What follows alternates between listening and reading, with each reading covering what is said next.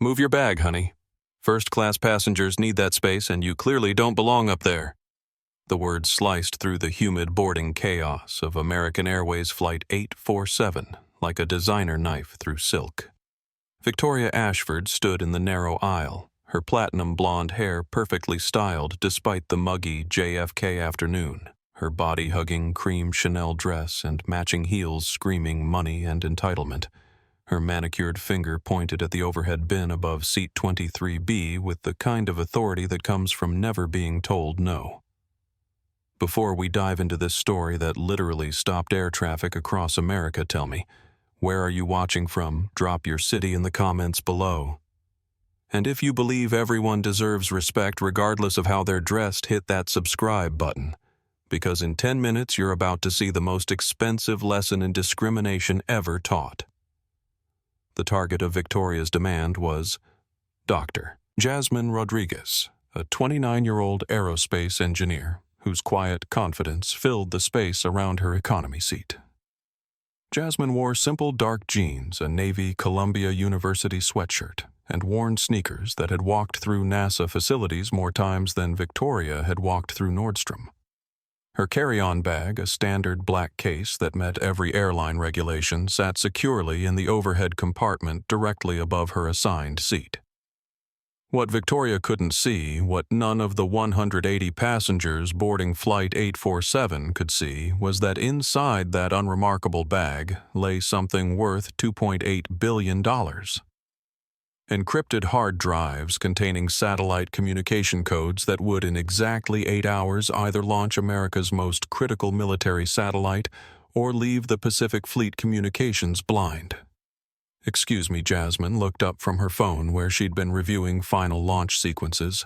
Her voice carried the measured tone of someone used to explaining complex things to people who should know better. Victoria's green eyes flashed with the kind of impatience that money breeds. "My matching luggage set needs to stay together. You've taken the last large space with that little thing." She gestured dismissively at Jasmine's regulation carry-on. "There's room down there." She pointed to a smaller, already crammed space 3 rows back. "Surely someone like you can make do."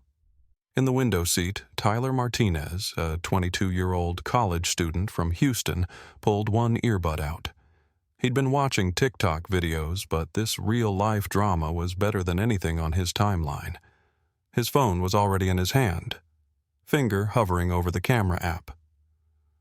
"Ma'am Jasmine," replied her voice remaining steady. "This is the bin assigned to my row. My bag meets all size requirements and it's properly secured. There are several empty bins further up the plane." Victoria's perfectly glossed lips curled into a smile that held no warmth. "People like you always think rules don't apply. So entitled and aggressive." The words were spoken loud enough for the passengers still filing past to hear. A few turned to stare, that uncomfortable airplane silence spreading like spilled wine. The irony wasn't lost on Jasmine. She held 3 degrees from MIT, had designed communication arrays that kept astronauts alive in space, and was currently carrying codes that protected America's national security. But to Victoria, she was just someone who didn't belong. Tyler's finger pressed record. The red light on his phone began to glow. "This is insane," he whispered to his camera, posting this to TikTok. Rich lady trying to steal overhead space from someone who was here first. Behind Victoria, passengers were backing up in the aisle. Flight 847 was already delayed an hour due to thunderstorms over the Atlantic, and stress levels were running high. The air conditioning struggled against the August heat, and the familiar airplane smell of recycled air and cleaning supplies felt more oppressive than usual. Carmen Silva, a 45-year-old businesswoman from Miami, stepped around Victoria's designer luggage blocking the aisle. "Excuse me," she said firmly, "but the lady was here first, and that's her designated space." Victoria whipped around her blonde hair, catching the overhead light like a weapon. "I wasn't talking to you. This doesn't concern you." "Actually, it does," said Michael Thompson, a 38-year-old high school teacher from Boston. His arms crossed as he stood behind Carmen. We're all watching, and this is wrong. Victoria's face flushed pink beneath her professionally applied makeup. She wasn't used to being challenged, especially not by people she considered beneath her social status. Her husband, Richard, owned Ashford Tech, one of the largest software companies in the Northeast. They lived in a $12 million estate in Greenwich, belonged to 3 country clubs, and hadn't been questioned about anything in years. I pay premium prices, Victoria announced, her voice rising above the cabin noise, and shouldn't have to deal with attitude from people who clearly don't understand airplane etiquette. The accusation hung in the recycled air like smoke. Jasmine felt the familiar tightening in her chest, the one that came whenever her competence, her education, her right to exist in spaces was questioned because of her skin color. But she'd learned long ago that losing her composure only gave people like Victoria more ammunition. I understand etiquette perfectly, Jasmine said, her voice carrying the kind of quiet authority that comes from briefing generals and arguing with Nobel Prize winners. What I don't understand is why you think your convenience matters more than everyone else's rights. That's when flight attendant Derek Walsh appeared, drawn by the raised voices and the traffic jam. Victoria's entitlement was creating in the aisle. Derek was 26, 3 months out of training, and already overwhelmed by the delayed flight, grumpy passengers, and the summer storm that had everyone's travel plans in chaos.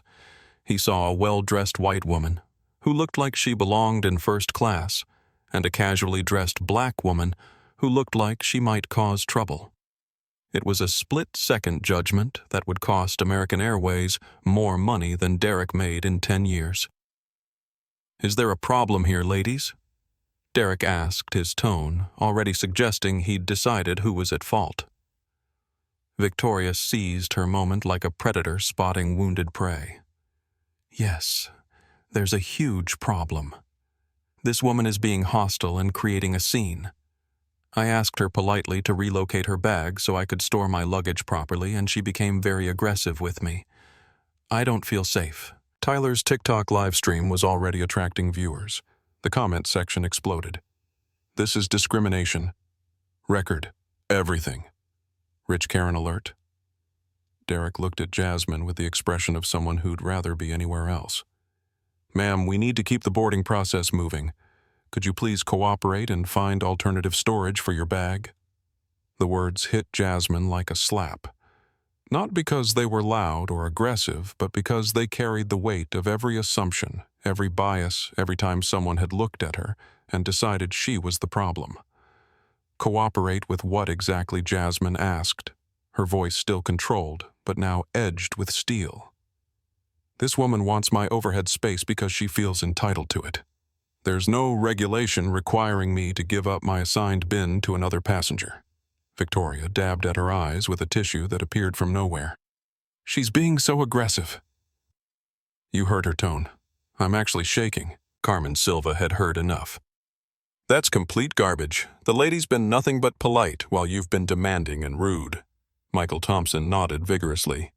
We all saw what really happened here. But Derek was young stressed and had been taught that customer service meant making the loudest complainer happy. He'd also unconsciously absorbed 26 years of cultural programming about who deserves benefit of the doubt. Ma'am, he said to Jasmine, I'm going to ask you one more time to relocate your bag. If you can't follow crew instructions, we're going to have a problem. Tyler's live stream hit 1,000 viewers. The comments were unanimous. This was discrimination in real time. Jasmine looked around the cabin at the faces staring back at her. Some showed support, others curiosity. A few showed the kind of discomfort that comes from watching injustice and not knowing what to do about it. I'm not moving my bag, she said clearly, because someone else wants my space. This is discrimination, pure and simple. Derek's face went from stressed to panicked in the time it takes lightning to split the sky. The word discrimination was like pulling a fire alarm in an airplane cabin. Company policy was clear: any discrimination complaint had to be taken seriously, documented, and reported up the chain of command.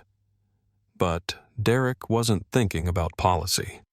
He was thinking about the 150 passengers still trying to board the storm system moving toward JFK and the increasingly agitated woman in designer clothes who looked like she might demand to speak to his manager's manager. "Let's not throw around big words," Derek said, his voice tight with the kind of fake calm that fools nobody. "This is just about luggage space." "No," Jasmine replied, her voice carrying across the cabin with crystalline clarity. "This is about a woman who thinks her money gives her the right to my space and a system that automatically takes her side." Victoria's face went from pink to red to something approaching purple. She wasn't used to being called out, especially not in front of an audience. Her social circle consisted of people who either shared her prejudices or were too polite to challenge them directly. "How dare you?" Victoria hissed, her carefully constructed facade cracking like expensive porcelain. "I have never been discriminated against anyone in my life. I simply asked you to be reasonable and you immediately played the race card." Tyler's phone captured every word. His live stream had grown to 3,000 viewers, the comments scrolling too fast to read. Someone had already posted the clip to Reddit. Another viewer was tweeting it with the hashtag #PlaneShame. The race card Carmen Silva stood up from her seat, her business clothes and professional demeanor giving her words extra weight. "Lady, you told her she clearly doesn't belong in that section. You said, 'people like you.' We all heard it. That's not what I meant," Victoria protested, but her voice lacked conviction. She knew exactly what she'd meant, and so did everyone else. Michael Thompson, still standing in the aisle with his carry-on, shook his head in disgust. "I've got 2 daughters. I'd never want them to see someone treated like this." Other passengers were starting to pay attention now. Mrs. Eleanor Hayes, a 67-year-old retired teacher from Atlanta, leaned forward in her seat. "Young lady," she said to Victoria, "I've been flying for 40 years and that woman has every right to that space." But Victoria had committed to her course of action the way ships commit to sailing over waterfalls.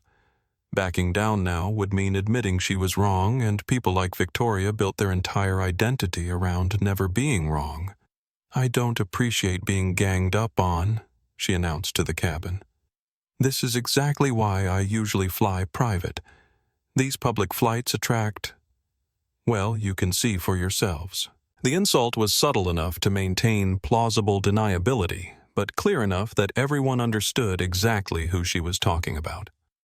The cabin went quiet except for the hum of air conditioning and the distant rumble of thunder from the storms circling JFK. That's when Jasmine did something that surprised everyone, including herself. She laughed. Not a bitter laugh or an angry laugh, but the kind of genuine amusement that comes from recognizing a situation so absurd it transcends anger. "You're right," Jasmine said loud enough for the entire cabin to hear. "Public flights do attract all kinds of people. Teachers who shape young minds, students working their way through college, engineers who design the satellites that keep your GPS working. All sorts of people who contribute to society instead of just living off their husband's money." The observation hit Victoria like a physical blow. Several passengers couldn't hide their smirks. Tyler's livestream comment section exploded with fire emojis and applause. Derek realized he was losing control of the situation. His training had covered unruly passengers, medical emergencies, and evacuation procedures, but nothing had prepared him for a discrimination incident playing out in real time with social media broadcasting every word. "Okay, everyone needs to calm down," he said, his voice cracking slightly. "Ma'am," he turned to Jasmine, "I need you to comply with my request to move your bag, or I'll have to call my supervisor." "Call your supervisor," Jasmine replied immediately. "I'd like someone with more experience to explain why I should give up my assigned space to satisfy another passenger's demands." Victoria saw an opportunity and pounced. "Yes, call security too. I want this woman removed. She's been hostile from the moment I spoke to her, and now she's making personal attacks. I feel threatened." The word security sent ripples through the cabin. Passengers started pulling out phones, not just Tyler now, but a dozen people documenting what they sensed was about to become a significant incident. Derek spoke into his shoulder radio, his voice barely audible. "Flight deck? This is Derek. I need Patricia up here.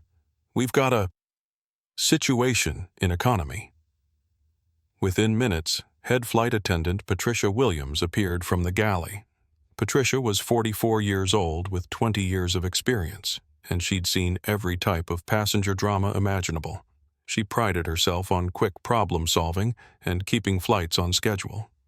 But Patricia made the same split-second judgment Derek had made seeing a well-dressed woman who appeared distressed and a casually dressed woman who appeared defiant. Her experience had taught her that the quickest way to resolve conflicts was to remove the most resistant element. "What seems to be the problem?" Patricia asked, but her tone suggested she'd already decided. Victoria launched into a performance worthy of an Oscar nomination. I politely asked this woman to relocate her bag so I could store my luggage, which needs to remain with my husband's bag in first class for security reasons. She immediately became hostile and aggressive, accused me of discrimination, and now she's making personal attacks about my marriage and my character. I'm honestly afraid of what she might do next. Patricia turned to Jasmine with an expression of professional irritation. "Ma'am, passenger cooperation is required for everyone's safety and comfort. I need you to comply with the crew's request." "Show me the regulation," Jasmine said calmly, "that requires me to give up my assigned overhead space to accommodate another passenger's preference." It was a reasonable request that should have made Patricia pause and reconsider. But Patricia was focused on the delayed flight, the approaching storm, and the crowd of passengers watching her handle the situation. She needed a quick resolution, not a regulations debate. "Ma'am, I don't need to show you regulations. I need you to follow crew instructions. If you cannot comply, you'll need to deplane." Tyler's live stream hit 5,000 viewers. The comments were overwhelmingly supportive of Jasmine. "This is insane, Sue. Them all. Stand your ground." Queen Carmen Silva spoke up again. "This is ridiculous. She's done nothing wrong except defend her rights." But Patricia had made her decision. "I'm calling the captain," she announced, speaking into her radio. "Captain Hayes, please come to economy. We have a non-compliant passenger who needs to be removed." The words hung in the air like storm clouds. Jasmine felt the weight of institutional power aligning against her, the same power that had questioned her presence in graduate school in NASA facilities in every professional space she'd earned the right to occupy. "I'm not moving," she said quietly, but her voice carried to every corner of the cabin. "I haven't broken any rules, and I won't be bullied off this plane for defending my rights." Captain Robert Hayes emerged from the cockpit like a storm front moving across clear sky. 25 years of flying commercial aircraft had given him the kind of presence that could quiet a cabin full of anxious passengers with a single glance. His uniform was pressed to military precision, his silver hair perfectly groomed, and his expression carried the weight of absolute authority. He was also a man shaped by decades of unconscious bias company policies that prioritized customer satisfaction over justice, and a generation that had been taught that questioning authority was inherently wrong. "What's the situation?" Captain Hayes asked Patricia, but his eyes were already scanning the scene, making calculations, drawing conclusions. Patricia lowered her voice, but spoke loud enough for nearby passengers to hear. "We have a passenger refusing to comply with crew instructions regarding luggage storage. She's been argumentative and hostile, and the other passenger feels threatened." Captain Hayes looked at Victoria, who had managed to produce actual tears, now her mascara slightly smudged in a way that suggested genuine distress. Then he looked at Jasmine sitting calmly in her seat surrounded by cameras and supportive passengers appearing completely unrepentant. From his perspective, the math was simple. One passenger was visibly upset, the other was defiant. The flight was already delayed. Storms were approaching, and he had 180 passengers who wanted to get home. Quick resolution meant removing the source of resistance. "Ma'am," Captain Hayes addressed Jasmine with the tone of someone accustomed to absolute obedience. "I understand there's been a disagreement about overhead bin space. For the safety and comfort of all passengers, I need you to relocate your bag as requested by my crew. Tyler's live stream had exploded to 8,000 viewers. Comments were flooding in faster than anyone could read them, but the sentiment was universal. This was wrong. Captain Jasmine said, her voice steady despite the adrenaline coursing through her system.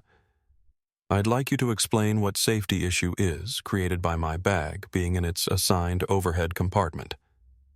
It was a fair question that should have prompted a fair answer. But Captain Hayes wasn't interested in technical discussions with passengers he'd already classified as problematic. Ma'am, I don't need to explain airline safety procedures to passengers.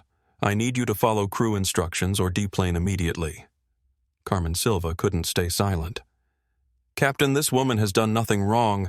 She's been polite and reasonable while being discriminated against. Captain Hayes turned toward Carmen with the expression of a man who'd just been told the earth was flat. Ma'am, I'll ask you to stay out of this situation. But Michael Thompson stood up again. No, Captain. We're all witnesses here. This lady asked for her assigned space, got told she doesn't belong, and now you're treating her like the problem.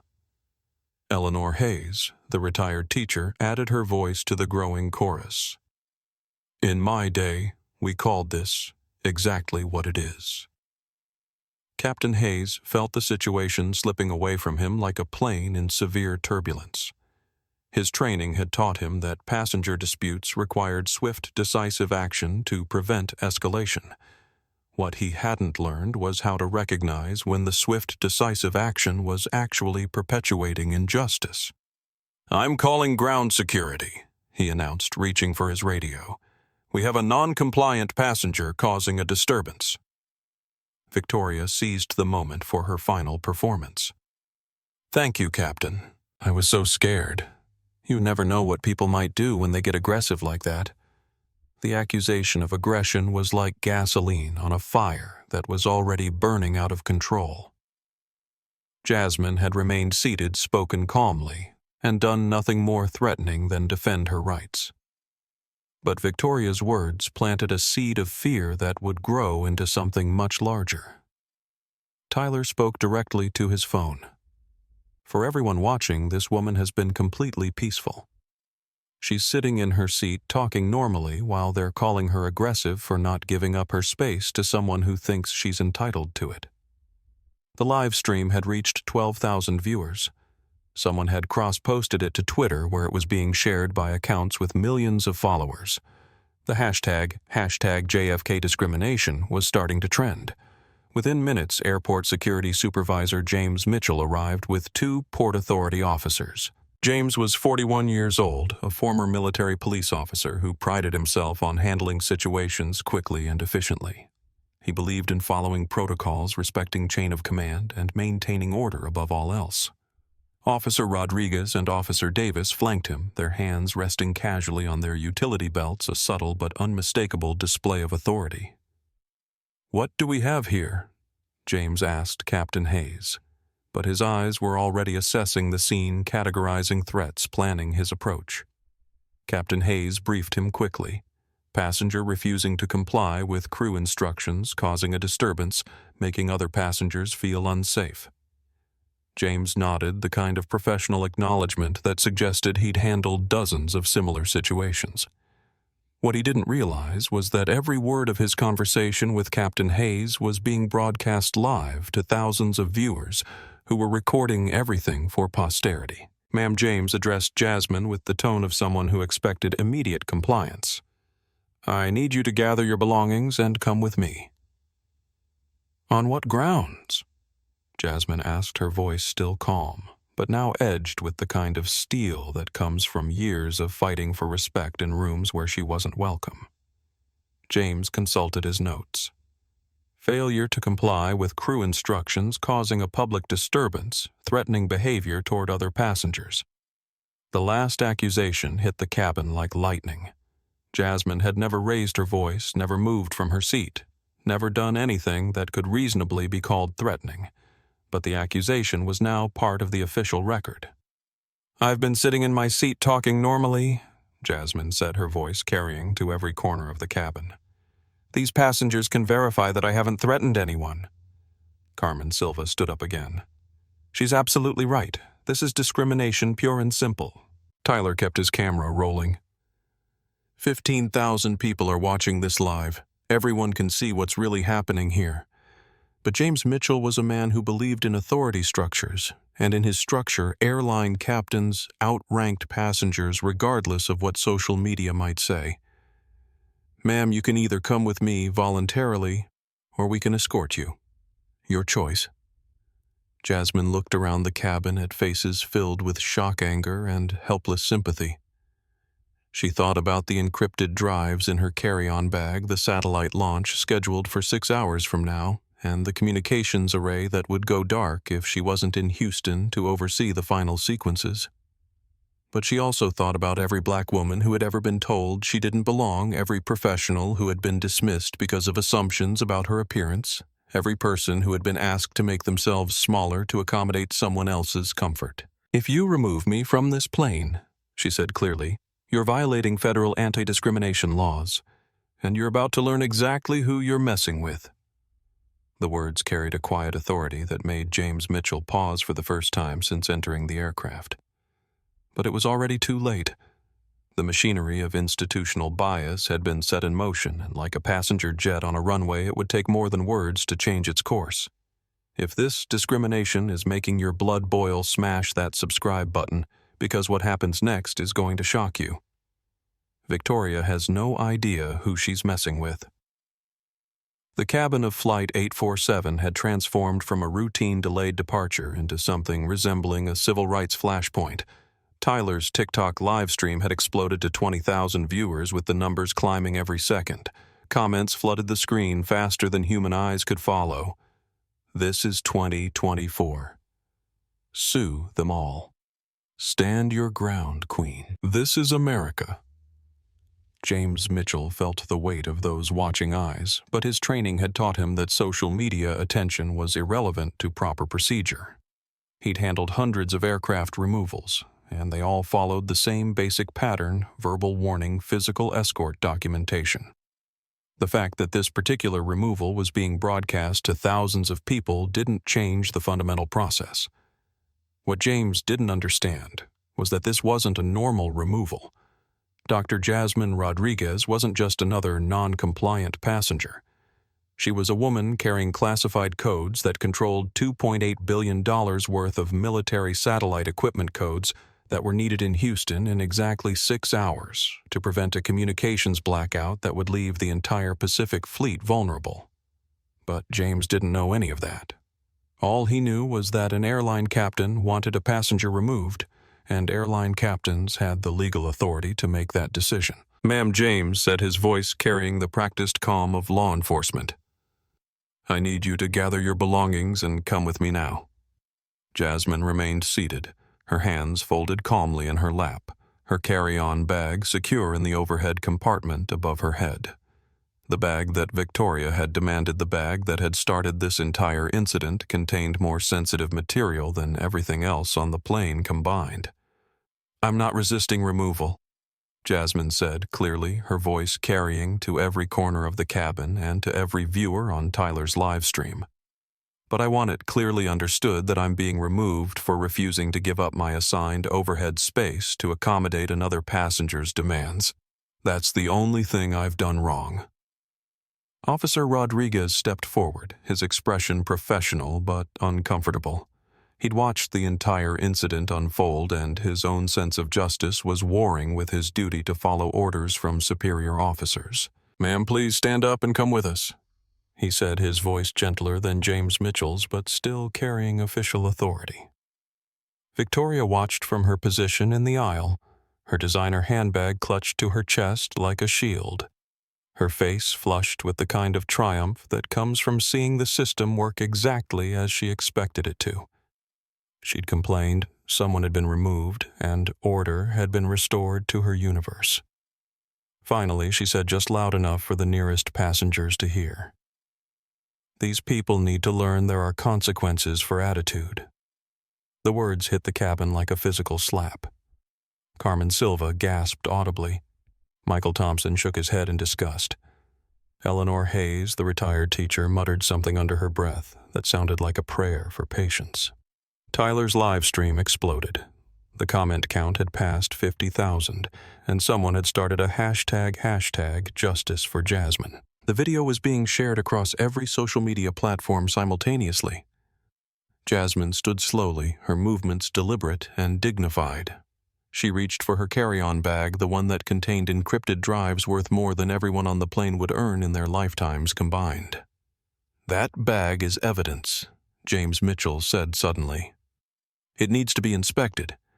It was a standard procedure for removed passengers, but Jasmine's blood ran cold. If airport security opened that bag, if they powered up those drives, if they triggered the encryption protocols, the entire satellite launch could be compromised. "That bag contains sensitive work materials," Jasmine said carefully. "It's protected under federal privacy laws." James Mitchell had heard every excuse imaginable from passengers trying to avoid bag searches. "Ma'am, you're being removed from an aircraft for disruptive behavior. Your bag will be inspected as part of standard security protocol." The irony was devastating. Jasmine was being removed for defending her right to keep her bag secure, and now that same bag would be searched because she was being removed. The circular logic of institutional bias had created a trap with no escape. "I need to make a phone call," Jasmine said. After processing, James replied, "Right now, you're coming with me." Carmen Silva stood up, her business suit and professional demeanor giving her words extra weight. "This is wrong. Everyone here knows this is wrong." Michael Thompson nodded vigorously. "We all saw what happened. She did nothing but defend her rights." But James Mitchell was focused on his procedure, not on the growing crowd of supporters. He gestured toward the aircraft door. "Ma'am, let's go." Jasmine walked down the aisle with her head high, carrying herself with the kind of dignity that comes from knowing you're right, even when the system says you're wrong. Behind her, passengers were pulling out phones, recording her exit, documenting what they recognized as a historic injustice. Tyler kept his live stream rolling, following Jasmine's progress toward the door. "They're removing Dr. Rodriguez for defending her overhead bin space. 25,000 people are watching this live.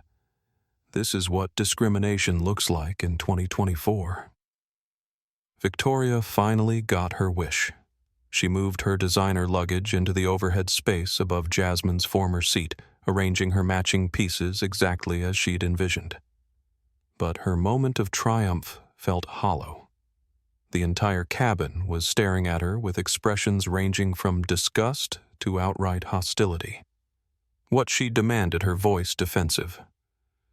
"I didn't do anything wrong. I just asked for reasonable accommodation." Reasonable Carmen Silva's voice carried the edge of someone who'd reached her limit. "You got a woman removed from a plane for keeping her bag in her assigned space." Eleanor Hayes, the retired teacher, spoke with the authority of someone who'd spent 40 years educating children about right and wrong. "Young lady, you should be ashamed of yourself." But Victoria had committed too fully to her course of action to back down now. "I'm not ashamed of anything. I paid for first-class service, and I deserve first-class treatment." The comment revealed everything about Victoria's worldview. She believed her money entitled her to special treatment, special consideration, special rights that superseded everyone else's basic dignity. Outside the aircraft, Jasmine was being escorted through the jet bridge toward the terminal, her carry-on bag in Officer Davis's possession, her phone confiscated as part of the removal process. She was thinking about satellite trajectories, launch windows, and the communications array that would go dark if she wasn't in Houston in 6 hours. But she was also thinking about every woman who had ever been told she was too aggressive for defending herself, every professional who had been diminished because of assumptions about their appearance, every person who had been asked to accept less than they deserved to keep someone else comfortable. Flight 847 was finally ready for departure, but the damage was already spreading far beyond the aircraft's aluminum walls. Tyler's TikTok video had been downloaded and reshared thousands of times. Reddit threads were exploding across multiple subreddits. Twitter was on fire with hashtag JFK discrimination and hashtag justice for Jasmine. News organizations were starting to notice. CNN's breaking news alerts were pinging phones across the country. BC News had dispatched a crew to JFK. The story was going viral in the most literal sense possible, spreading from person to person, device to device, platform to platform. And in a NASA control room in Houston, mission controllers were starting to worry. Dr. Rodriguez was supposed to arrive in 6 hours for final launch preparations, but her phone was going straight to voicemail and her flight tracker showed she was still on the ground at JFK. Captain Hayes returned to the cockpit, satisfied that order had been restored to his aircraft. He had no idea that he'd just removed the one person whose presence in Houston was critical to national security. Derek Walsh and Patricia Williams resumed their duties, believing they'd handled a difficult situation professionally. They had no idea that their actions had just triggered a chain of events that would shut down the busiest airport in the world. Victoria Ashford settled into her seat, her matching luggage finally arranged to her satisfaction. She had no idea that her demand for overhead bin space had just cost American Airways more money than she would spend in her entire lifetime. And James Mitchell filed his paperwork documenting the removal of one non-compliant passenger from Flight 847. He had no idea that the woman he'd just escorted off the plane held security clearances higher than anyone else in the airport. The aircraft pushed back from the gate, and Flight 847 began its taxi toward takeoff. In the cabin, Tyler was still live-streaming, his viewer count approaching 30,000. The comment section had become a scrolling wall of outrage support and demands for justice. But justice, as Jasmine had learned throughout her career, rarely comes quickly. It comes slowly, methodically, through the careful application of truth evidence and consequences. And the consequences of removing Dr. Jasmine Rodriguez from Flight 847 were about to be more severe than anyone on that plane could possibly imagine. In Airport Security Office 7, a windowless room decorated with government-issued furniture and the kind of fluorescent lighting that made everyone look guilty. Dr. Jasmine Rodriguez sat across from James Mitchell, with the patience of someone who'd spent years explaining complex concepts to people who didn't want to understand them. Her carry-on bag sat on the metal table between them, its contents representing 8 years of her life's work and America's most advanced satellite communication technology. James had no idea he was looking at encrypted drives containing codes that could either launch a $2.8 billion military satellite or leave the Pacific Fleet communications blind. Dr. Rodriguez James began consulting his paperwork. You were removed from Flight 847 for failure to comply with crew instructions and creating a disturbance. Do you want to explain your version of events? Jasmine looked at the two-way mirror on the wall, wondering who was watching from behind it, then back at James. I was sitting in my assigned seat with my regulation carry-on bag in the assigned overhead compartment. Another passenger demanded I move my bag to accommodate her luggage. I politely declined. She accused me of being aggressive and entitled, using language that was clearly discriminatory. The crew sided with her without investigating the facts. James made notes on his pad. Multiple crew members reported that you were argumentative and refused to follow instructions. I defended my rights, Jasmine corrected. There's a difference. What James didn't know was that 50 feet away in the airport's main security office, his supervisor was watching Tyler's TikTok video for the third time, her face growing paler with each replay. Airport Security Chief Maria Santos had 22 years of experience, and she could recognize a discrimination lawsuit from orbit. Maria picked up her phone and dialed the direct line to American Airways executive offices. The call was answered on the first ring. Jennifer Park, Customer Relations Director, came the crisp voice. Jennifer, this is Maria Santos at JFK Security. We have a problem. A big one. Jennifer Park was 39 years old, Harvard Business School educated, and had handled passenger relations crises for 12 years. She'd dealt with everything from viral social media complaints to federal discrimination investigations. but when she pulled up Tyler's live stream on her computer, her coffee mug slipped from her hand. "How many views?" she asked, her voice tight. "Approaching 50,000 on TikTok alone," Maria replied. "It's been reposted on Twitter, Reddit, Facebook. CNN just picked it up." Our passenger was removed for defending her overhead bin space while being called aggressive and entitled by another passenger who clearly targeted her race. Jennifer's legal training kicked in immediately. "Don't say anything else over the phone. I'm calling our lawyers and heading to the airport now. Where's the passenger who was removed security office with Mitchell?" "But Jennifer, there's something else. The passenger who complained, Victoria Ashford. As in Ashford Tech." Jennifer's heart sank. Richard Ashford was worth $400 million and had connections throughout the tech industry. If his wife was the aggressor in a viral discrimination incident, the media storm would be catastrophic. And our passenger. The one who was removed. Maria consulted her notes. Dr. Jasmine Rodriguez, MIT-educated aerospace engineer. She was flying to Houston for work. Jennifer closed her eyes. A highly educated black professional woman discriminated against by a wealthy white woman with the entire incident broadcast live to tens of thousands of viewers. From a legal liability standpoint, it was a perfect storm. "I'll be there in 30 minutes, Jennifer said. "Don't let anyone talk to the press." But the press was already finding them. Tyler's TikTok had been picked up by Twitter accounts with millions of followers. The hashtag JFK discrimination was trending nationally. Reddit's r/public freakout had pinned the video where it was collecting thousands of upvotes and comments. In the CNN newsroom in Atlanta, assignment editor Patricia Chen, can't use Chen name. Assignment editor Patricia Lewis was watching the video on her monitor, recognizing the kind of story that defined careers. "Get a crew to JFK immediately," she told her producer. "This is going to be huge." ABC, NBC, CBS, and Fox were all having the same conversation simultaneously. The story had everything clear: racial discrimination, a sympathetic victim, an unsympathetic aggressor, and crystal clear video evidence. But the story was about to become much bigger than anyone realized. Back in the security office, Jasmine checked her watch for the 10th time. She was supposed to land in Houston in 4 hours, which would give her just enough time to reach NASA Mission Control before the final launch window opened. "I need to make a phone call," she told James Mitchell.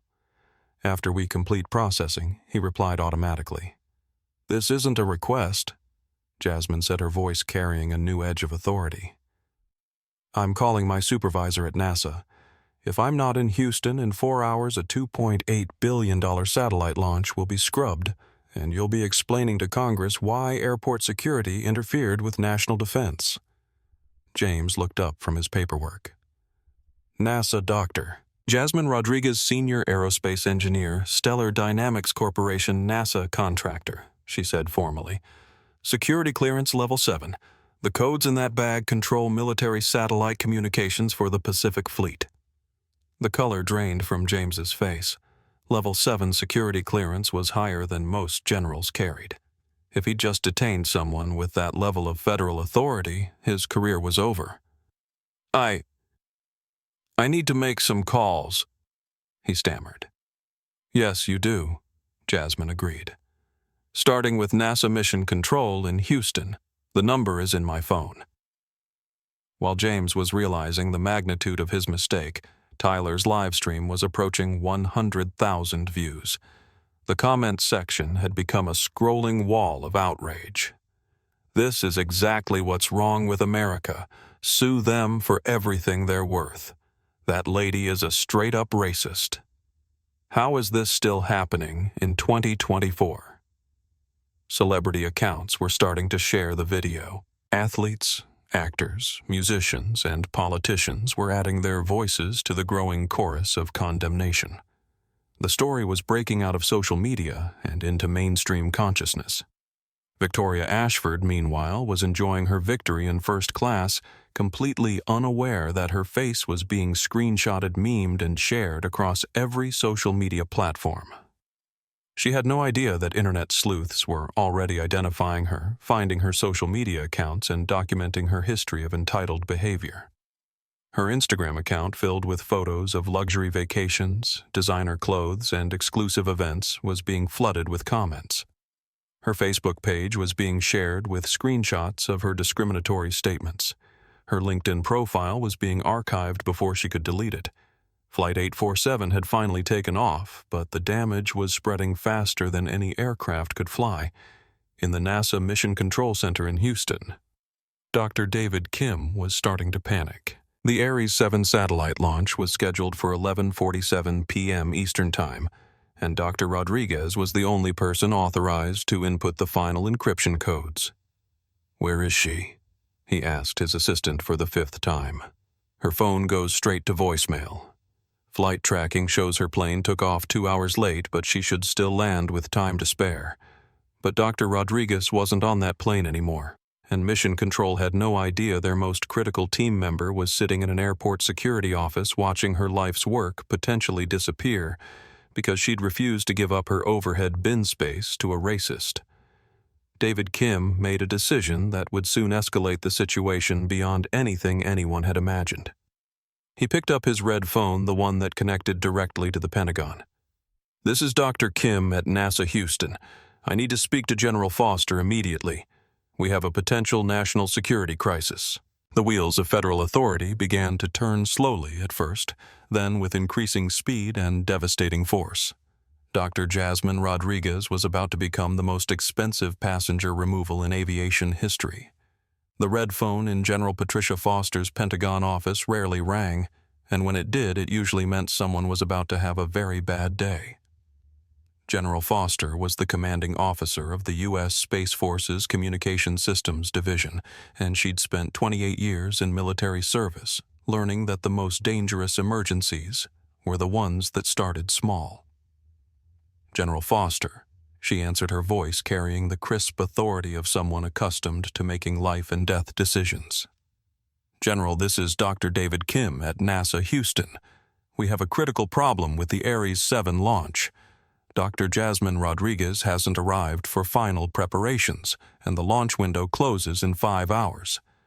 General Foster's blood pressure spiked. The Ares 7 satellite wasn't just another NASA project. It was a $2.8 billion military communication array designed to provide encrypted communications for the entire Pacific Fleet. Without it, American naval operations from Hawaii to Japan would be operating with Vietnam War-era communication security. "Where is Dr. Rodriguez?" she asked, already reaching for her secure phone.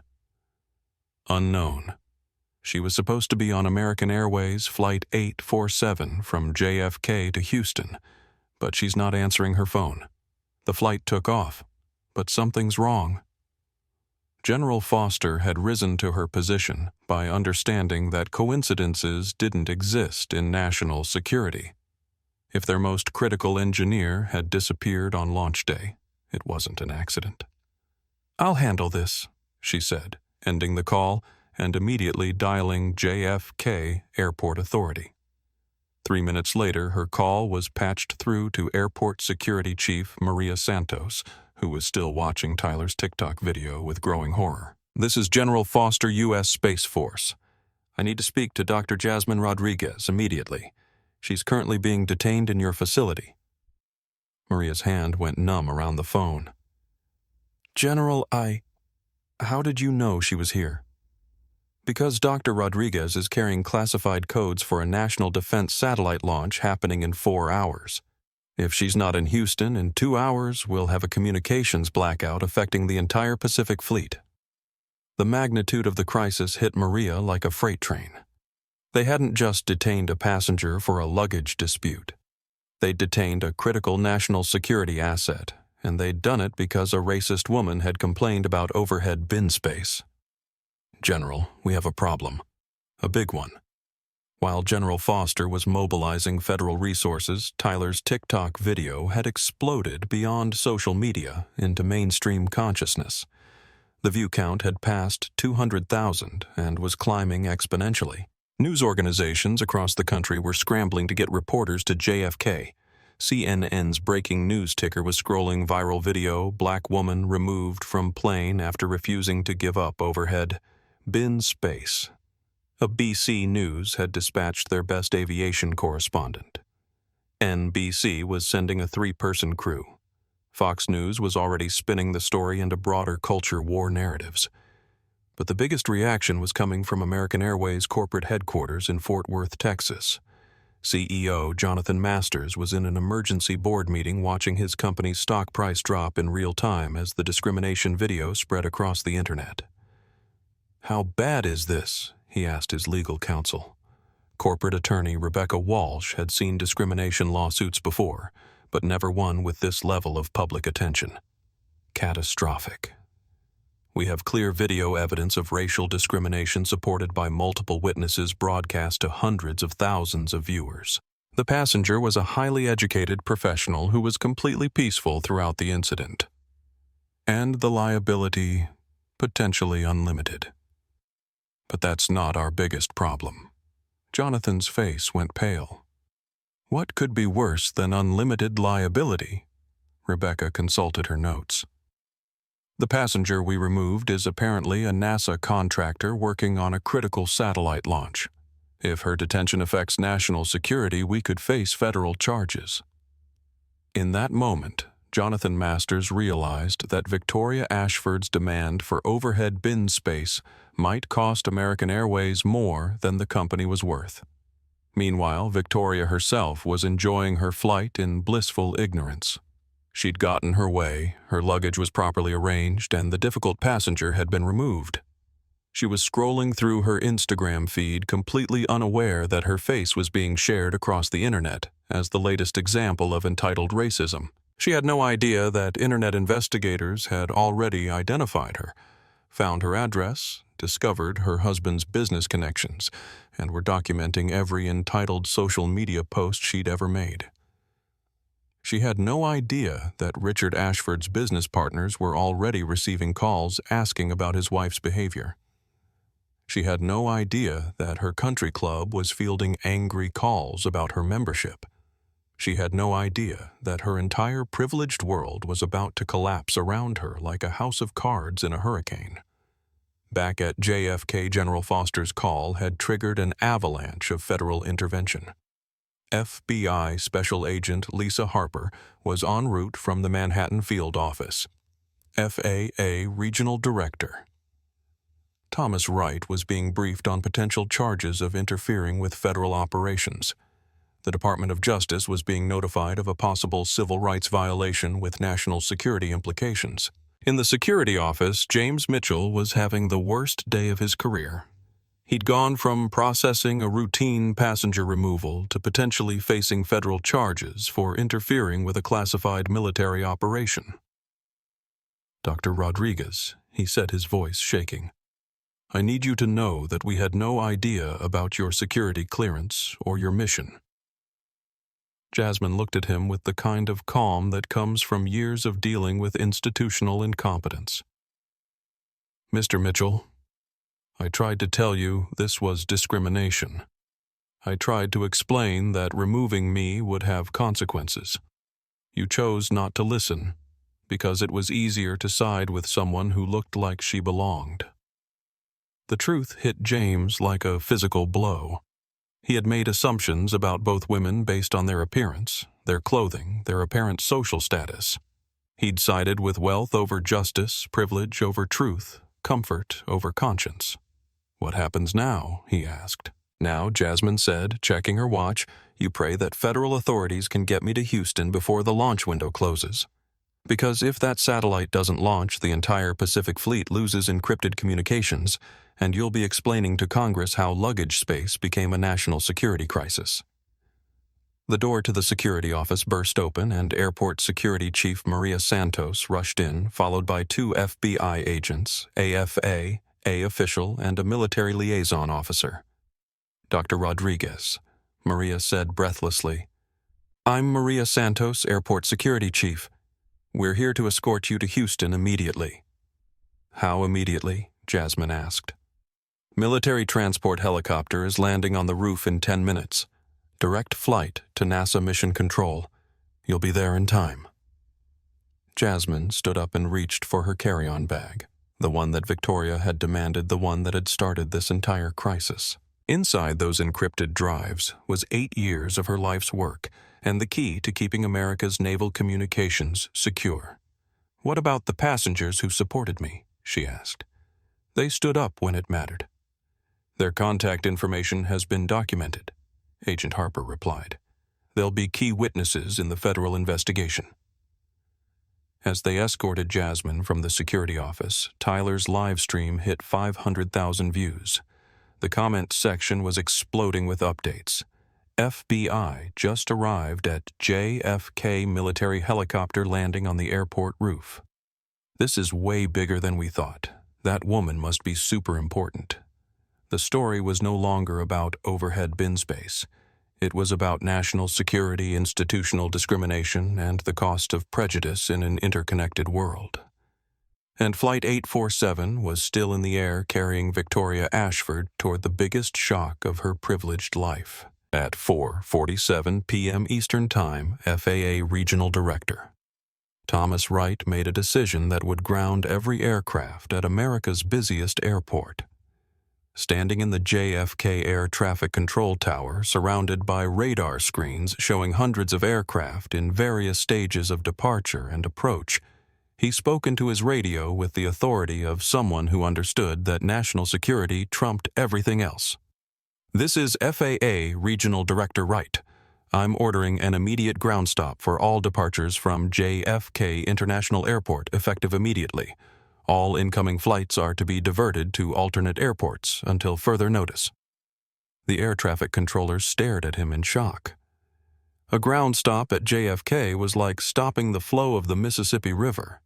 The economic impact would be measured in tens of millions of dollars per hour, affecting not just New York, but aviation systems across the globe. "Sir," the senior controller stammered, "we have 847 aircraft in various stages of operation. The cascading delays will affect every major airport in North America." "I understand the implications," Wright replied grimly. "We have a federal discrimination investigation involving potential interference with a classified military operation. Until we determine the full scope of this incident, nothing moves." The impact was immediate and devastating. On the massive departure board in JFK's terminal, 400s of flights switched from on-time to delayed. FAA order. Passengers started pulling out their phones, checking social media, trying to understand why the entire airport had suddenly stopped functioning. Tyler's TikTok video provided the answer. By 5 p.m., it had reached 750,000 views and was being shared by major news outlets, celebrity accounts, and political figures. The hashtag JFK discrimination was trending worldwide, but it was being joined by new hashtags. Hashtag national security and hashtag JFK shutdown. In Terminal 100s of stranded passengers were discovering that their travel delays were connected to a viral video about overhead bin space. The reaction was swift and decisive. Victoria Ashford had become the most hated person in American aviation. Meanwhile, the military helicopter carrying Dr. Jasmine Rodriguez was slicing through the sky toward Houston at 180 miles per hour. Inside the aircraft, Jasmine was on a secure satellite phone with NASA Mission Control running through final preparation checklists, while federal agents updated her on the expanding investigation. Dr. Rodriguez, Agent Harper said over the helicopter's rotor noise, "We need you to understand the scope of what's happening. Your removal from that aircraft has triggered a federal civil rights investigation, an FAA inquiry into airline discrimination practices, and a congressional demand for hearings on aviation bias." Jasmine looked out the window at the landscape rushing beneath them. "I just wanted to keep my bag in my assigned space." "Your case has become a symbol," Agent Harper continued. "Video of your removal has been viewed by over 1 million people. American Airways stock has dropped 15% in 3 hours. The airport is shut down pending our investigation. The magnitude of the crisis was almost incomprehensible.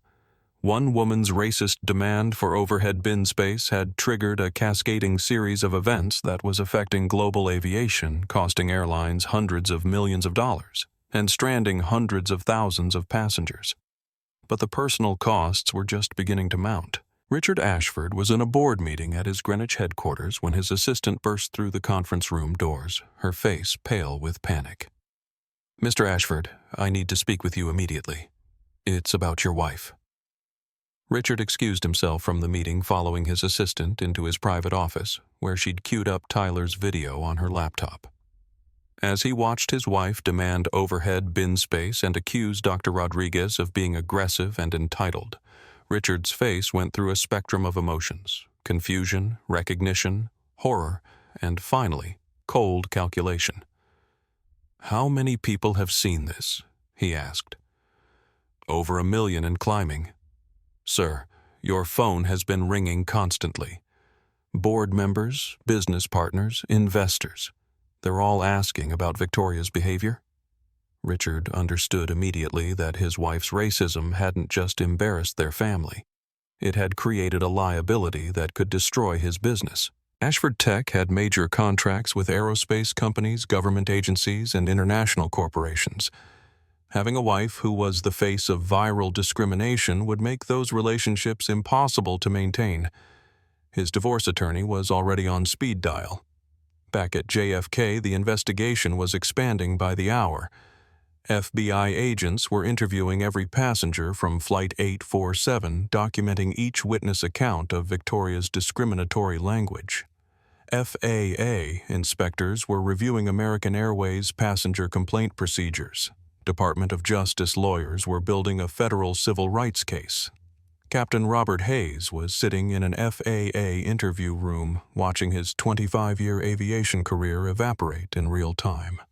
The flight recorder from his aircraft had captured every conversation, every decision, every moment of institutional bias that had led to Dr. Rodriguez's removal. Captain Hayes. FAA. Inspector General Margaret Torres said, consulting her notes, "You ordered the removal of a passenger who had violated no regulations, broken no rules, and threatened no one. Can you explain your decision-making process?" Captain Hayes had been asking himself that same question for 3 hours. I believed the crew's assessment that she was being non-compliant. Did you personally witness any non-compliant behavior? No, ma'am. Did you review the specific regulation that she allegedly violated? No, ma'am.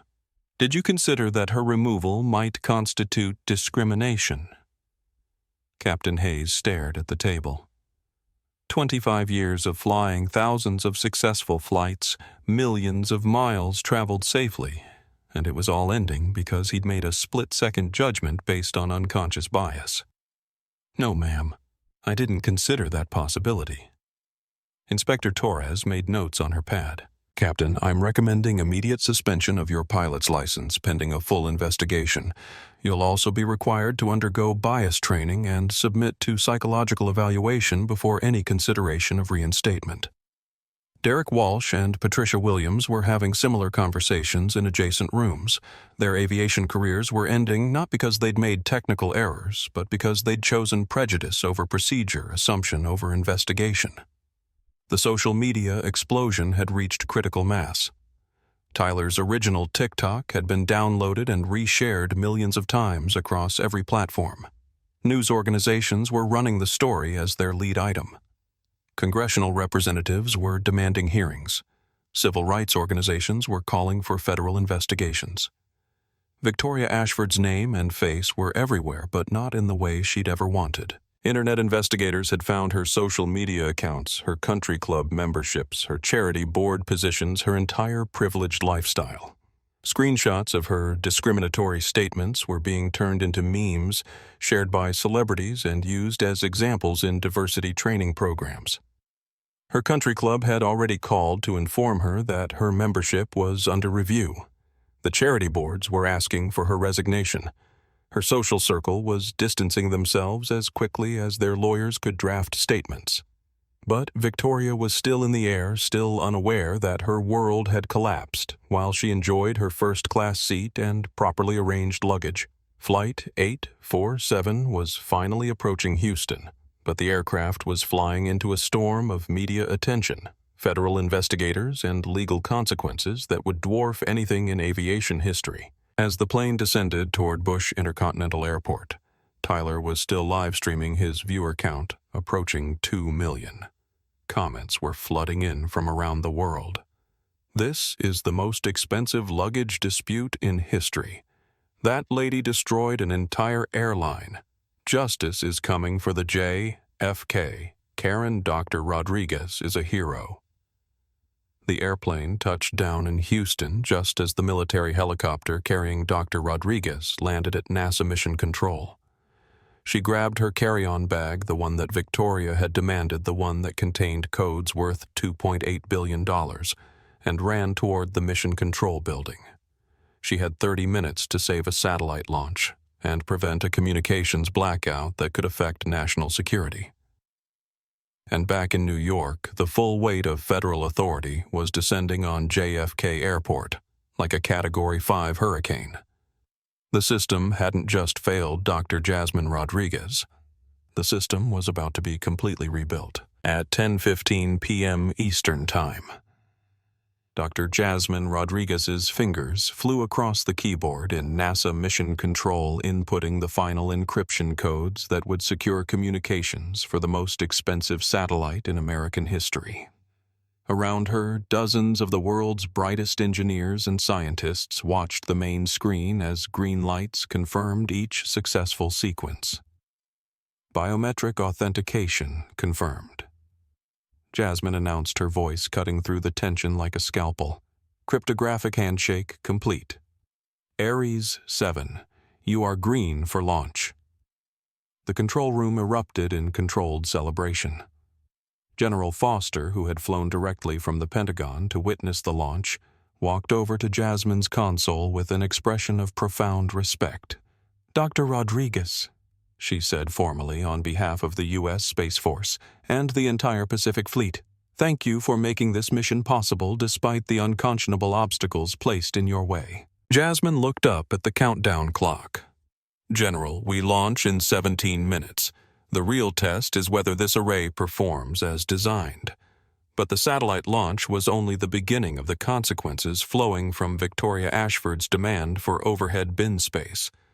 At JFK Airport, American Airways CEO Jonathan Masters had arrived personally to conduct damage control, but the damage was beyond anything corporate PR could manage. The airport was still under federal lockdown, with FBI agents interviewing passengers, FAA inspectors reviewing procedures, and Department of Justice lawyers building a discrimination case that would reshape aviation policy. Masters stood in the terminal watching CNN's live coverage of the story, their Chiron reading JFK shutdown, how overhead bin discrimination triggered national security crisis. Every major news network was covering the story. International outlets were picking it up. Social media was exploding with commentary. "Sir," his legal counsel approached with a tablet showing the company's stock price. "We're down 22% in after-hours trading. The board is demanding an emergency meeting." Masters nodded grimly. "Draft a statement. Full apology to Dr. Rodriguez. Immediate termination of all crew members involved. Complete overhaul of our discrimination policies. And, Rebecca, yes, sir. Start preparing settlement documents. This is going to cost us everything." Flight 847 had finally landed in Houston, and Victoria Ashford was about to discover what her overhead bin demand had cost. As passengers deplaned, Tyler was still live-streaming his video, having reached 3.2 million views and becoming the most-watched discrimination incident in social media history. Victoria walked through the Houston airport terminal with her matching designer luggage, completely unaware that her face was being recognized by travelers who'd seen the viral video. Someone took a photo. Another person started recording. Within minutes, social media was tracking her location in real time. She reached for her phone to call her driver, and found 847 missed calls, 12,000 text messages and notifications from every social media platform indicating that she'd been tagged in thousands of posts. Her Instagram account had been flooded with comments. Her Facebook was being shared with screenshots of her discriminatory statements. Her LinkedIn was archived by internet sleuths before she could delete it. The first message she read was from her husband's attorney, Victoria. "This is David Chen." Wait, I can't use that name. "This is David Patterson, Richard's legal counsel. Do not speak to any media. Do not post on social media. Report directly to my office immediately upon landing." The second message was from Richard himself. "Victoria, your behavior on that plane has destroyed our family and my business. Divorce papers are being filed. Don't come home." Victoria's legs gave out. She sank into an airport chair, her designer handbags scattered around her like the remnants of a life that had just exploded. Around her, travelers were taking photos, recording videos, posting updates about the JFK Karen spotted in Houston. Meanwhile, the federal investigation was expanding beyond anyone's imagination. FBI Special Agent Lisa Harper was coordinating with civil rights attorneys, FAA investigators, and congressional staff members who were demanding immediate hearings on discrimination in aviation. The first arrests came at 11:30 p.m. Security Supervisor James Mitchell was charged with civil rights violations and interference with federal operations.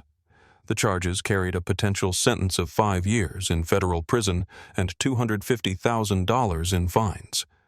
Captain Robert Hayes was arrested at his Long Island home for deprivation of civil rights under color of law. His pilot's license was permanently revoked, his pension frozen, and his name added to the FAA's permanent no-fly list for aviation personnel.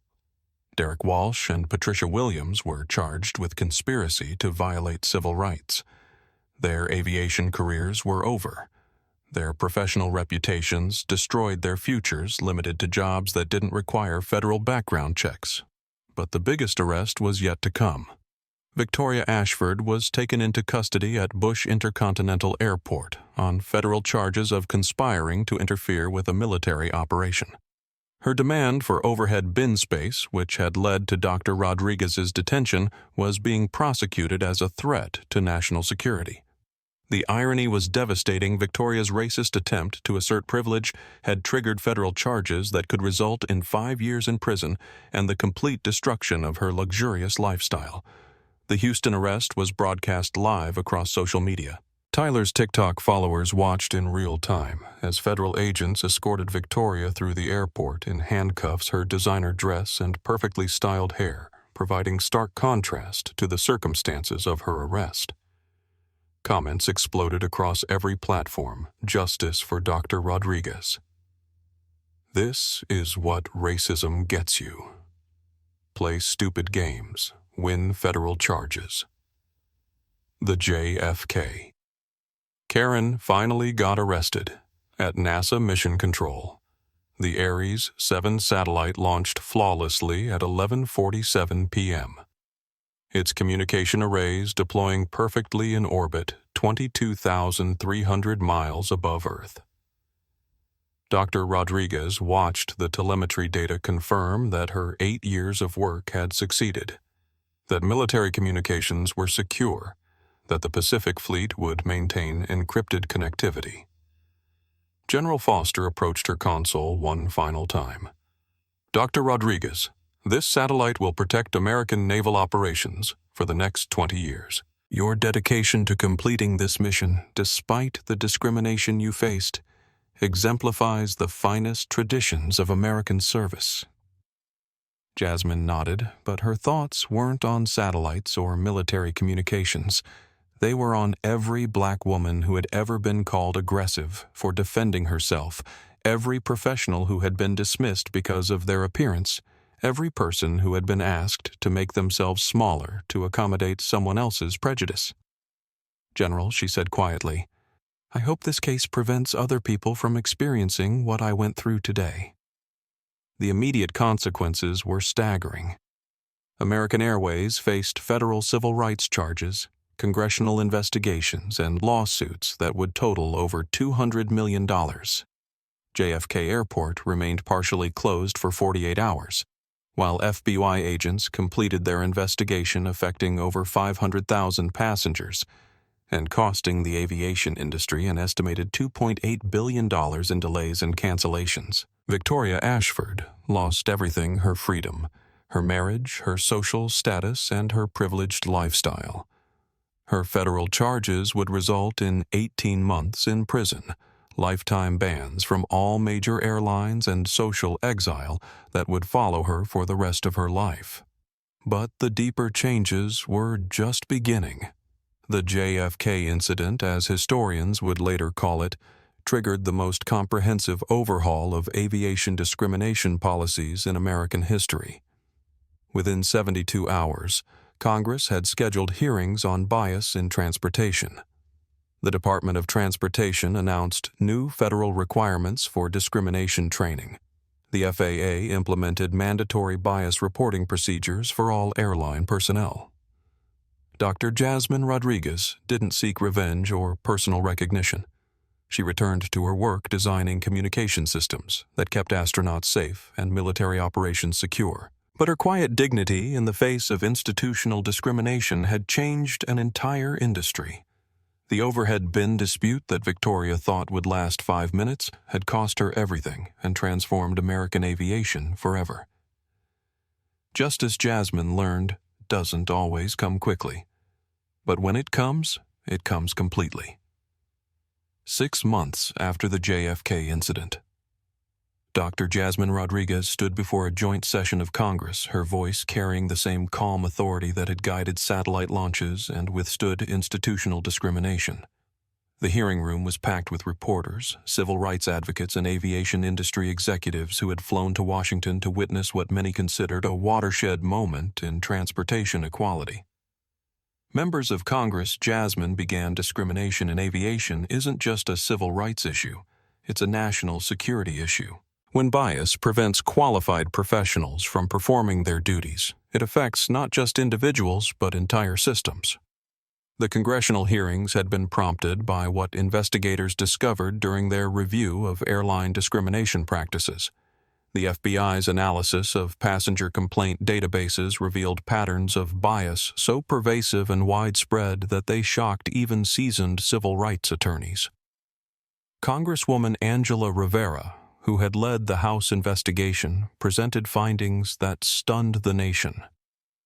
Over the past 5 years, passengers of color were 340% more likely to be removed from aircraft for non-compliance issues. Women of color were 425% more likely to be described as aggressive in incident reports. These aren't isolated incidents. This represents institutional discrimination affecting millions of travelers. The numbers were devastating, but the personal stories were worse. During 3 weeks of testimony, Congress heard from dozens of passengers who had experienced discrimination similar to Dr. Rodriguez's case. Business executives removed for looking suspicious. Military veterans questioned about their right to first-class seats they had purchased. Medical professionals accused of lying about their credentials. Each story followed the same pattern: unconscious bias, leading to discriminatory treatment supported by institutional systems that prioritized avoiding conflict over ensuring justice. The industry response was swift and comprehensive. American Airways, facing potential bankruptcy from lawsuits and federal fines, had implemented the most extensive bias training program in corporate history. CEO Jonathan Masters had resigned in disgrace, replaced by former NAACP Legal Defense Fund Director Carmen Washington. "We failed," Dr. Rodriguez Washington announced during her first press conference. "We failed every passenger who has experienced discrimination on our aircraft. But failure can become foundation if we're willing to build something better." American Airways' transformation became a model for the entire industry. The airline established independent review boards for passenger complaints, implemented real-time bias monitoring systems, and required quarterly discrimination training for all employees. Most significantly, they created passenger advocate positions at every major airport staffed by civil rights lawyers, with authority to override crew decisions. The changes extended far beyond American Airways. Delta United Southwest and every major carrier announced similar programs within months of the congressional hearings. The industry realized that in an era of ubiquitous social media discrimination, incidents could destroy decades of reputation building in minutes. Tyler Martinez, whose TikTok live stream had documented the original incident, became an unlikely civil rights advocate. His video of Dr. Rodriguez's discriminatory treatment had been viewed over 50 million times, making it one of the most watched civil rights incidents in social media history. "I was just a college student trying to get home," Tyler said during his congressional testimony. "But when I saw injustice happening in real time, I knew I had to document it." Social media gave ordinary people the power to demand extraordinary accountability. Tyler's documentation had been crucial to the federal prosecution. His real-time live stream provided irrefutable evidence of Victoria's discriminatory language, the crew's biased response, and the institutional failure that led to Dr. Rodriguez's removal. Legal experts credited his video with making the case impossible to dismiss or minimize. The technology industry had also transformed in response to the incident. Richard Ashford's Ashford Tech had collapsed within months of Victoria's arrest. Its government contracts canceled and business partnerships dissolved, but other companies used the crisis as an opportunity for reflection and reform. Major tech firms implemented new policies requiring bias training for all employees' family members who might represent the company at public events. Corporate codes of conduct were expanded to include social media behavior and public discrimination. The message was clear. Personal bias could destroy professional relationships. The criminal justice outcomes had been swift and decisive. Victoria Ashford served 18 months in federal prison, followed by 3 years of supervised release that included mandatory bias counseling and community service at civil rights organizations. Her conviction on federal civil rights charges made her a felon, effectively ending any possibility of returning to her former social status. Captain Robert Hayes, Derek Walsh, and Patricia Williams received federal convictions that ended their aviation careers permanently. James Mitchell was sentenced to 2 years in federal prison and lifetime employment restrictions in transportation security. But the most significant changes were cultural rather than legal. The JFK incident had provided America with a crystal-clear example of how unconscious bias operated in institutional settings, and the consequences had been so severe that they forced national conversations about discrimination that had been avoided for decades. Dr. Rodriguez had become an reluctant symbol of grace under pressure, dignity in the face of injustice, and the power of refusing to accept less than full equality. Universities used her case in civil rights courses. Business schools analyzed the incident as an example of how discrimination destroys value. Military academies studied her response as a model of maintaining composure under hostile conditions. But Jasmine herself remained focused on her work. The Ares 7 satellite she had helped launch was performing flawlessly in orbit, providing secure communications for military operations across the Pacific. She had returned to designing next-generation communication systems, leading teams of engineers who now worked under diversity and inclusion policies that had been strengthened by her experience. "I didn't want to become famous," Jasmine said during a rare public interview. "I wanted to do my job with dignity and respect. If my experience prevents other people from facing what I faced, then something positive came from something terrible." The international response had been equally significant. The European Union updated its aviation discrimination policies, citing the JFK incident as evidence that stronger protections were needed. Canada implemented new passenger rights legislation. Airlines operating internationally faced increased scrutiny about bias in their treatment of passengers. Most importantly, the incident had educated millions of people about the realities of modern discrimination. Victoria's racist language and entitled behavior had been so clearly documented that they became textbook examples of how prejudice operates in contemporary settings. Her actions had been so obviously wrong that they forced conversations about bias even among people who typically avoided discussing discrimination. The ripple effects continued to spread. Airports implemented bias monitoring systems. Flight attendant training programs were completely overhauled. Passenger advocacy groups gained new legal powers. Federal transportation regulators received expanded authority to investigate discrimination complaints. Tyler's original TikTok video had been preserved by the Smithsonian Institution as a historical document demonstrating how social media could be used to document and combat injustice.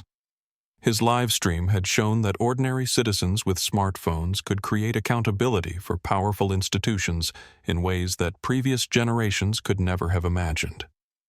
6 months after Victoria Ashford had demanded overhead bin space, American aviation had been fundamentally transformed.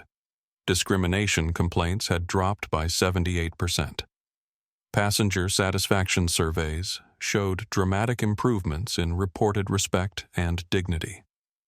Diversity among airline employees had increased substantially as companies recruited talent from previously underrepresented communities. The changes weren't perfect and bias hadn't been eliminated entirely. But the JFK incident had created awareness, accountability, and consequences that made discrimination much more difficult to ignore or excuse. Dr. Jasmine Rodriguez had wanted nothing more than to keep her bag in her assigned overhead space and complete her mission to Houston. Instead, her quiet dignity had triggered the most significant civil rights advances in transportation history. Sometimes justice comes slowly. Sometimes it comes through the determined work of activists and lawyers over decades. And sometimes justice comes through one person refusing to accept less than they deserve, even when everyone around them says they should. 2 years after the overhead bin incident that changed American aviation, Dr. Jasmine Rodriguez stood in the Smithsonian's National Museum of African American History and Culture, looking at a display case that contained artifacts from her experience.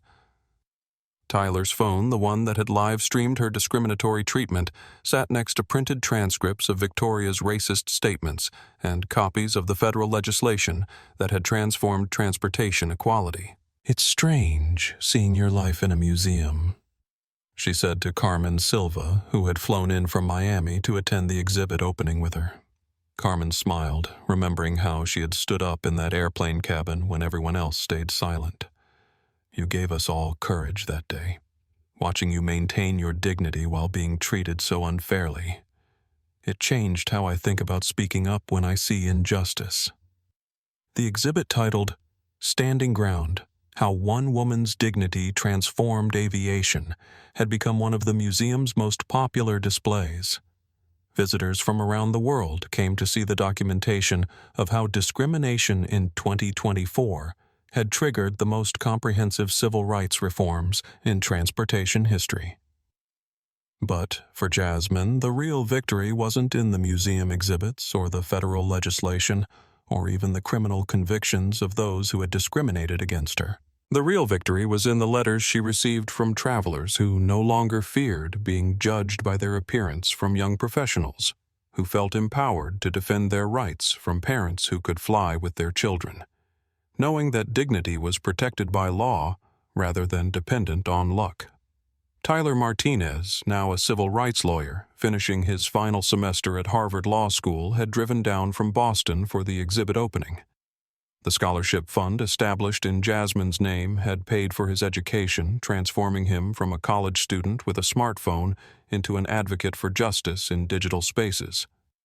"Dr. Rodriguez," he said, approaching her near the display case, "I wanted you to know that I've been accepted to work for the Department of Justice Civil Rights Division after graduation. They specifically recruited me because of my experience documenting discrimination."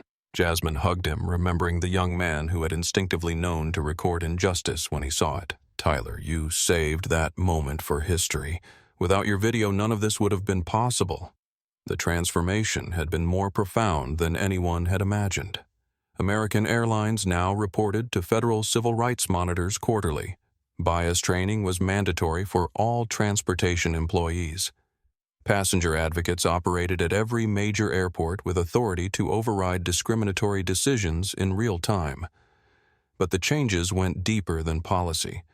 The culture of aviation had shifted from one that prioritized avoiding conflict to one that prioritized ensuring justice. Flight crews were trained to recognize bias rather than enable it. Passengers felt empowered to speak up when they witnessed discrimination. Airlines competed to demonstrate their commitment to equality rather than merely avoiding lawsuits. Victoria Ashford's story had become a cautionary tale taught in diversity training programs across corporate America. Her transformation from privileged socialite to federal felon had demonstrated that racism carried real consequences in contemporary society. Her 18 months in federal prison had been followed by social exile so complete that she had moved to a small town in rural Montana, living under her maiden name and working at a nonprofit helping former inmates reintegrate into society. "I destroyed my entire life over luggage space," Victoria had written in a letter of apology to Dr. Rodriguez, one of dozens she had sent over 2 years. "I can never undo the harm I caused you, but I'm spending the rest of my life trying to understand how I became someone capable of such cruelty." Jasmine had eventually responded to Victoria's letters, not with forgiveness exactly, but with recognition that transformation was possible for anyone willing to confront their prejudices honestly. Their correspondence had become part of a restorative justice program that helped discrimination victims and perpetrators understand the human cost of bias. The satellite that Jasmine had helped launch continued to orbit Earth, providing secure communications for military operations, while symbolizing how individual dignity and national security were interconnected. Her work designing next-generation communication systems had earned her international recognition, but she remained most proud of the mentorship program she had established for young engineers from underrepresented communities. As the museum exhibit opening concluded, Jasmine walked outside onto the National Mall, where the Washington Monument rose into the evening sky. She thought about the trajectory that had brought her from an airplane cabin to this moment, the discrimination that had tried to diminish her, the dignity that had sustained her, and the justice that had ultimately prevailed. Her phone buzzed with a text message from General Foster Aries 7 just completed its 1,000th successful communication sequence. "Your encryption protocols continue to protect fleet operations perfectly. Thank you for your service to the nation."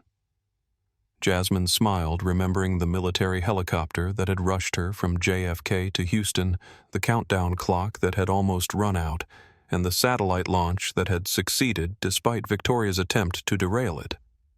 She had done her job, completed her mission, and protected national security.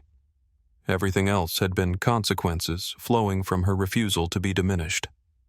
Walking toward her car, Jasmine passed a family of tourists taking photos near the museum entrance. The father was explaining to his young daughter that the exhibit inside documented how ordinary people could create extraordinary change by refusing to accept injustice. "Remember," he told her, "dignity isn't something you're given. It's something you claim and defend." Jasmine nodded silently, agreeing with the lesson. She had learned that justice rarely comes as a gift.